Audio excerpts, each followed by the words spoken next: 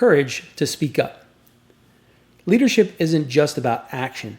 Sometimes it's about resistance. Welcome to the Daily Spark. I'm Chad Ricardo. Today we're talking about courageous leadership. Not the kind that charges in, but the kind that stands firm. When everyone else says go, the courageous leader says not yet, or even no. In the early 1960s, a drug called thalidomide was being prescribed across Europe as a treatment for morning sickness. It was praised as a breakthrough. But reports of birth defects started to emerge. In the United States, the drug was submitted for FDA approval, but it never made it past one quiet, determined woman, Dr. Frances Oldham Kelsey. Kelsey wasn't famous. She wasn't a director. She had no army behind her. She was a newly hired medical officer, but she had questions and concerns, and she wasn't afraid to voice those concerns. The drug companies pressured her. Senators called her office. Executives labeled her unreasonable. But Kelsey stood her ground. She kept requesting more data. She refused to approve a drug without sufficient evidence of safety.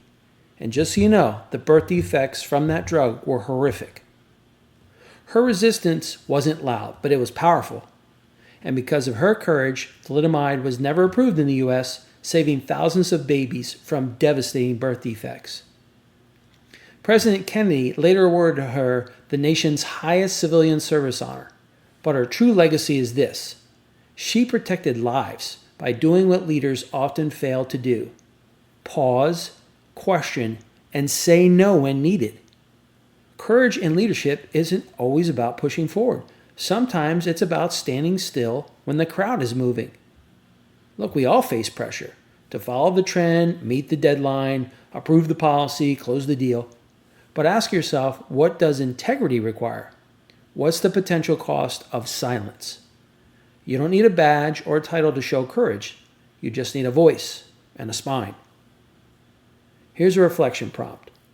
Where in your leadership do you say not yet or no?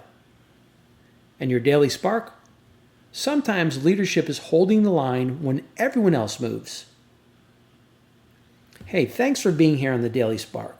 Tomorrow we'll wrap up the week with a story about resilience, invention, and one man's 5,000 failures. Until then, lead boldly, live purposefully, and keep your fire lit. Until then, I'm wishing you well.